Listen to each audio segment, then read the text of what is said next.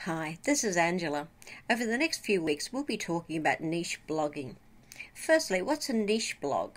A niche blog has a topic with an angle and a well-defined audience which is interested in that topic, and that audience is willing to spend money.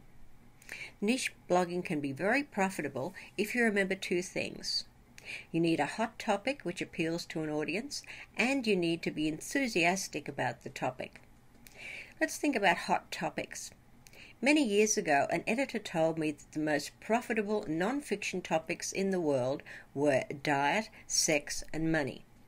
These topics will never go out of fashion. People want to lose weight and look good. They need relationships, and money is essential. When I want to start a new blog, I start by exploring magazines.com. Let's have a look at that site now. Here we are at magazines.com. I browse this site every few weeks, not specifically to create a new niche blog, but to stay up to date with what people are interested in. You may be wondering, why magazines? Why should you explore magazines for your next blog topic? There's one simple reason. Magazines depend on their advertisers. Without advertisers, a magazine wouldn't exist.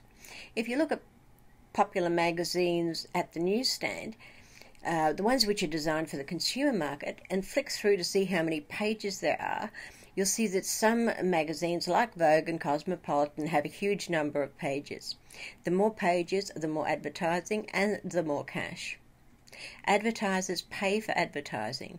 Since you want to make money from your blog, you can use advertisers' research, for which they pay millions of dollars overall, for completely free when you study magazines. Okay, let's do that now. When you're at magazines.com, hover your mouse over the Magazines button and you'll see a long list of topics. You could choose whichever topic you like, of course, but let's choose, we'll choose health and fitness. Here we are with the health and fitness magazines. You can see that there are quite a lot of these magazines. Indeed, there's 5 pages of these magazines. So the health and fitness area is very popular. When you get to the site, just choose any magazine and click the front cover. Always choose fitness. Here we are. If you're a blogger, reading the front covers of magazines will teach you more about writing than just about anything else. If the magazine's cover doesn't say "buy me," then the magazine doesn't sell. The advertisers aren't happy, and the magazine disappears. Look at these titles on the magazine. They're all article titles. You see, if you click through the thumbnails, you can read even more titles. Spend 5 or 10 minutes reading titles of magazines before you start writing your own material, and your headlines will improve. This means that your readers will get more out of your articles, and gradually you'll get more readers for your blog. Once you've chosen a topic for your blog, your next task is to choose an angle. There are very many angles you can take for almost any topic you choose. The angle that you choose is a way of aligning the topic that you've chosen with your audience. So if you chose fitness as your topic, who will read your blog? Your chosen audience might be new mothers, people who want to look good, or people who want to be healthy. There's an endless number of chosen audiences or angles you can approach when you're creating a new blog. Remember that you're going for the largest audience possible. However, you don't want to make the audience so huge that you assume the audience is everyone. The audience is never everyone. It's always a subset of people who are interested in that particular topic.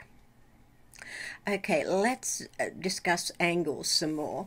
And the first, we'll look at a couple of blogs or websites which do very well in getting their angle exactly right. The first one we'll look at is Tim Ferriss's blog. Here's Tim's blog. Tim's angle, 4 hours to success, works brilliantly for today's audience. People don't have a lot of time to spend, and if they take on a self-improvement project, they want to know that they can fit that in to the rest of their life.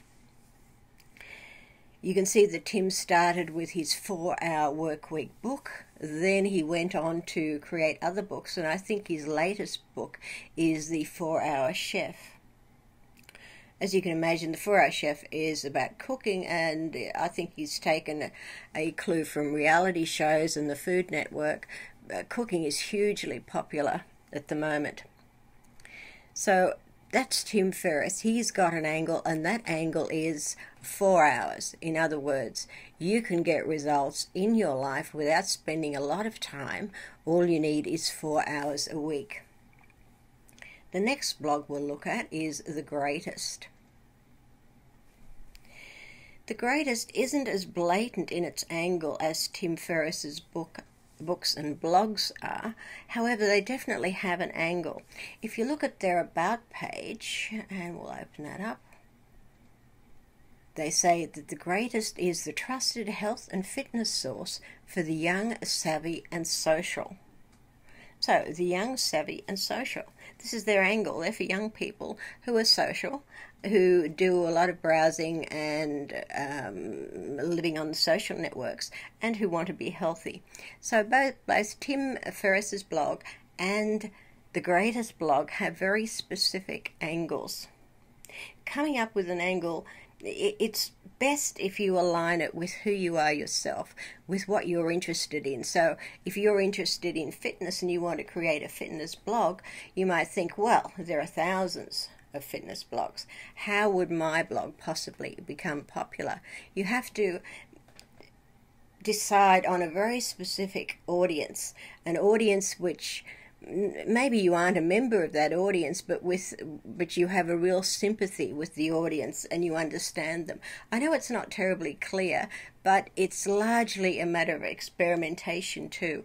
If something appeals to you, try it out on other people, and it takes next to no time to set up a blog, and you'll soon see whether you get a response or not. Okay, so there you go.